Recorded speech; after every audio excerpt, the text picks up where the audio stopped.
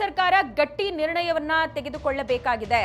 ಉಗ್ರಗಾಮಿಗಳ ವಿರುದ್ಧ ಕಠಿಣ ಕ್ರಮ ಆಗಬೇಕು ಅನ್ನೋದು ಎಲ್ಲರ ಒತ್ತಾಯ ಅಂತ ಬಿವೈ ವಿಜಯೇಂದ್ರ ಹೇಳಿದ್ದು, ದುಷ್ಟ ಶಕ್ತಿಗಳ ವಿರುದ್ಧ ಕ್ರಮವನ್ನ ಕೈಗೊಳ್ಳಬೇಕು. ಇನ್ನು ಪ್ರಧಾನಿ ನರೇಂದ್ರ ಮೋದಿ ಅವರ ಮೇಲೆ ನಮಗೆ ವಿಶ್ವಾಸ ಇದೆ. ಈಗ ಮಾಕ್ ಡ್ರಿಲ್ ಅನ್ನ ಆಯೋಜನೆ ಮಾಡಲಾಗಿದ್ದು ಅದು ಯಶಸ್ವಿಯಾಗುತ್ತೆ.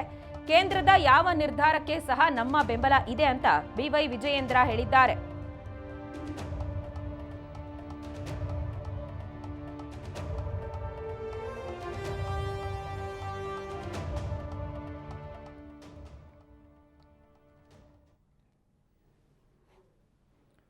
ಪಹಲ್ಗಾಮ್ ಘಟನೆಯ ಬಳಿಕ ಪಾಕಿಸ್ತಾನ ಇಡೀ ವಿಶ್ವದಲ್ಲಿ ಏಕಾಂಗಿಯಾಗ್ಬಿಟ್ಟಿದೆ. ಯಾವ ದೇಶಗಳು ಕೂಡ ಪಾಕಿಸ್ತಾನಕ್ಕೆ ಸಹಾಯವನ್ನ ಮಾಡ್ತಾ ಇಲ್ಲ. ಬಿಕಾಸ್ ಭಾರತದ ರಾಜತಾಂತ್ರಿಕ ಸಂಬಂಧ ಎಲ್ಲ ದೇಶಗಳ ಜೊತೆಯಲ್ಲಿ ಚೆನ್ನಾಗಿದೆ.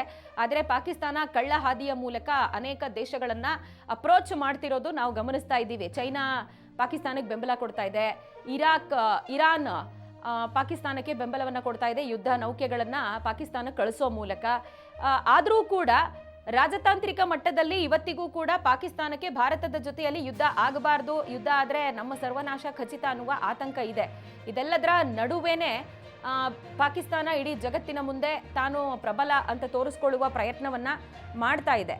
ಈ ವಿಚಾರಕ್ಕೆ ಸಂಬಂಧಪಟ್ಟ ಹಾಗೆ ಬಿವೈ ವಿಜಯೇಂದ್ರ ಪ್ರತಿಕ್ರಿಯೆಯನ್ನ ಕೊಟ್ಟಿದ್ದಾರೆ.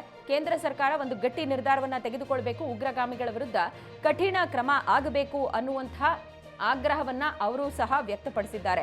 ದುಷ್ಟಶಕ್ತಿಗಳ ವಿರುದ್ಧ ಕ್ರಮ ಆಗಬೇಕು, ಮೋದಿ ಅವರ ಮೇಲೆ ನಮಗೆ ವಿಶ್ವಾಸ ಇದೆ ಅಂತ ಹೇಳ್ತಾ ನಾಳೆ ನಡೆಯುವಂತಹ ಮಾಕ್ ಡ್ರಿಲ್ನ ಕುರಿತಾಗಿ ಪ್ರತಿಕ್ರಿಯಿಸಿದ್ದಾರೆ. ಮಾಕ್ ಡ್ರಿಲ್ ಏನ್ ನಡೀತಾ ಇದೆ, ಇದಕ್ಕೆ ನಮ್ಮ ಬೆಂಬಲ ಇದೆ. ಕೇಂದ್ರ ಯಾವುದೇ ನಿರ್ಧಾರವನ್ನ, ಶತ್ರುಗಳನ್ನ ಹಿಮ್ಮೆಟ್ಟಿಸೋದಕ್ಕೆ ತೆಗೆದುಕೊಳ್ಳುವಂತ ಯಾವುದೇ ನಿರ್ಧಾರವನ್ನಾದರೂ ಸರಿ ನಾವು ಬೆಂಬಲಿಸ್ತೀವಿ ಅಂತ ಬಿವೈ ವಿಜಯೇಂದ್ರ ಹೇಳಿದ್ದಾರೆ.